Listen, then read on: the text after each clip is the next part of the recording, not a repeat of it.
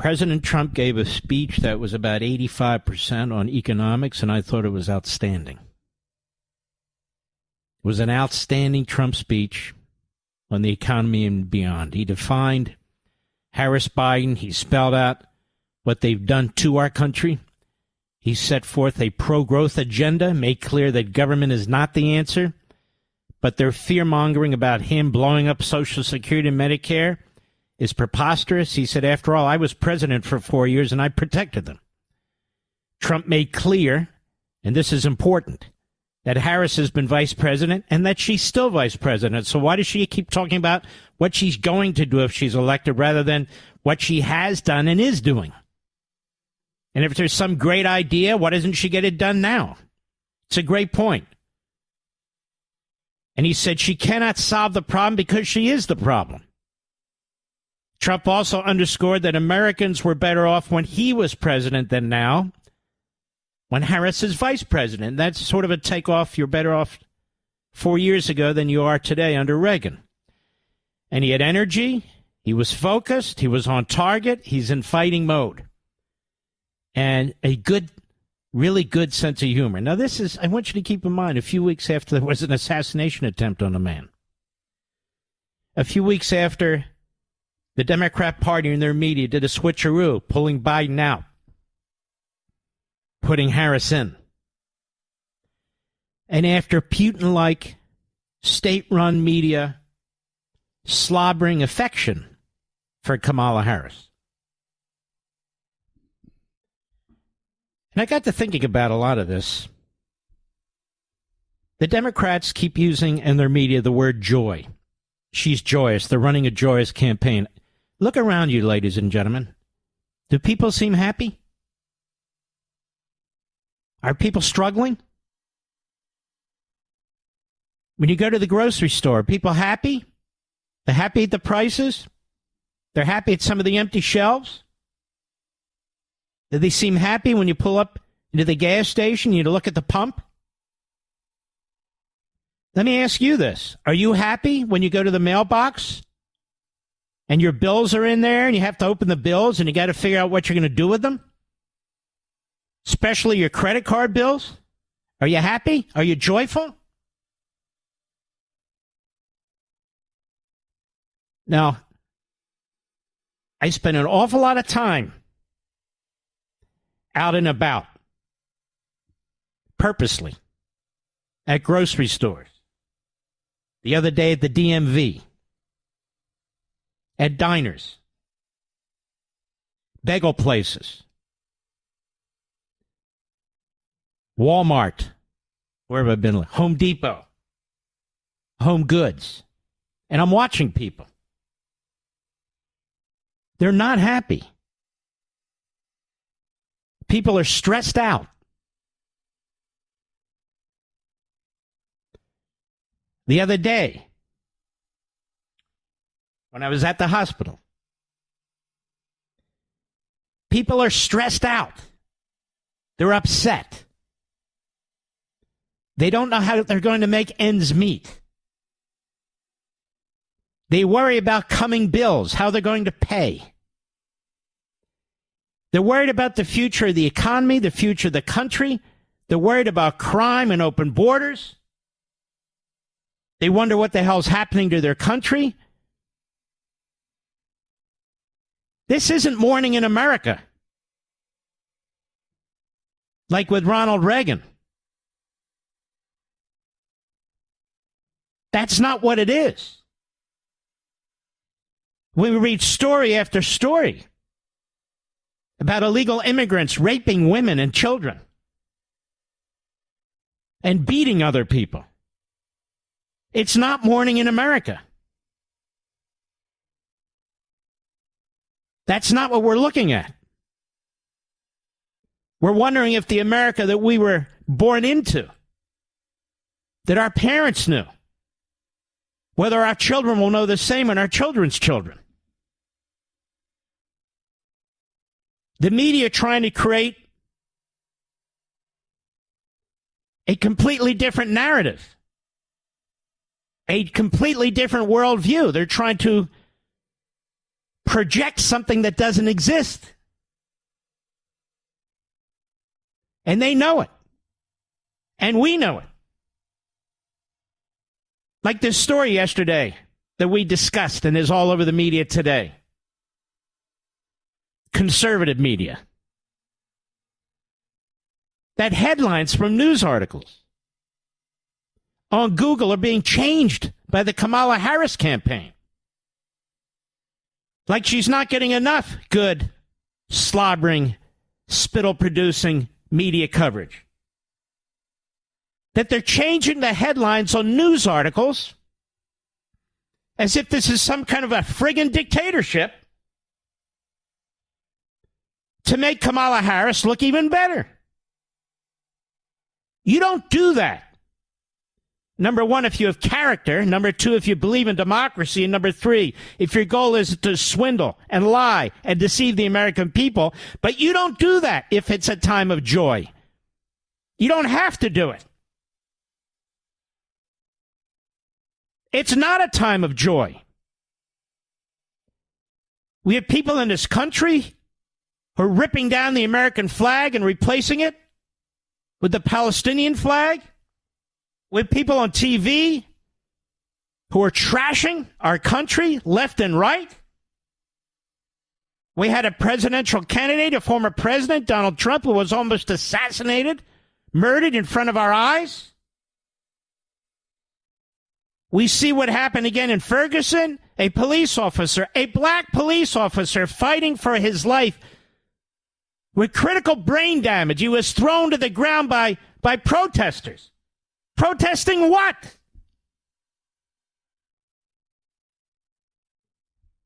We have Islamists and Marxists in our midst who are trying to overthrow the country. Our schools don't teach, they preach. We know what's going on. It's not morning in America. It's not a gay time. It's not a joyful time. She's running a happy campaign. She's not running any campaign. Her handlers are running a campaign. Her operatives, her pollsters. Her consultants are running a campaign. They're dropping $90 million in ads telling you how fantastic she is and how horrible Trump is right now as I speak. In 2 or 3 specific states. They're trying to create as many citizens out of their invasion that they created as humanly possible. And they are. 3.3 million new citizens in 3.5 years. And they're targeting battleground states now because they want to win by any means, by hook or by crook. They're registering people without voter ID, without proof of citizenship. That was the secret executive order that Biden signed. All of these things are being used. False headlines. Citizenship. Registration. Massive free propaganda state-run media. Massive dark money campaign ads. Because they don't trust you. They fear you. And so they seek to manipulate you. It's thought control. It's mind control. It'll work on some people. The issue is whether it'll work on enough people. It won't take many. Then they do the push polls. After weeks of nonstop, celebratory, promotional, so-called news coverage, they then conduct polls of their dirty work, and they say, wow, look at this. Kamala's neck and neck. She even has a slight lead over Trump. And so they create yet another news cycle on the polls that they take of their own propaganda.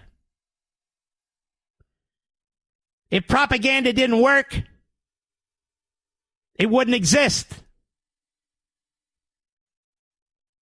It does work. All you have to do is turn on cable TV and watch the left.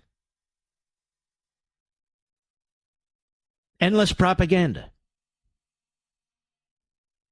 All aimed at you. This is all aimed at you, aimed at your fellow citizens. The right to vote is destroyed when the voting system is manipulated by getting as many new citizens registered to vote as possible because you know the vast majority will vote Democrat.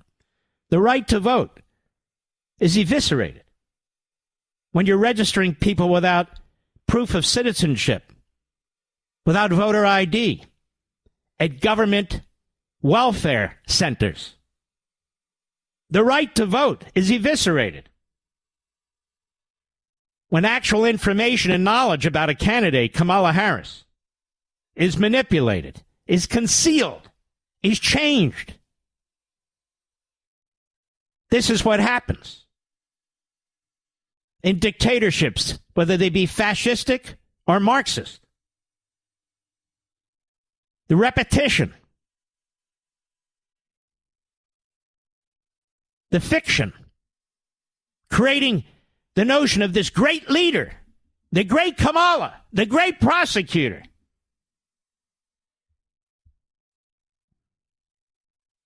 She ducks and weaves. She ducks and weaves because she doesn't want you, the American people, to know who she is. When she feels it serves her benefit, she was Joe Biden's right-hand man. And when she feels it doesn't, she had nothing to do with Joe Biden. She talks about what she's going to do, and yet she's the vice president and the president of the Senate. What has she done? And the things that they've done, they lie about. Did you know that she's an economic genius? The inflation that she, her administration, and her party created when they were handed 1.4% inflation that she's going to fix because it's Donald Trump's fault. Did you know that the latest inflation report shows that inflation didn't go up as much as they thought it might, even though the report before it went up more than they thought it would? But all of a sudden, happy days are here again. No, they're not. Go to the grocery store this evening. Go to the gas station. Nothing's changed. Nothing's changed for the American people, working class people, the middle class, the lower middle class. Nothing's changed. Do you feel optimistic about the future? I understand why Washington's optimistic. If Kamala Harris wins, Washington becomes even fatter, more bloated, wealthier, more powerful. But you don't. The opposite happens to you. The stronger Washington gets, the weaker you get. The fatter Washington gets, the thinner you get.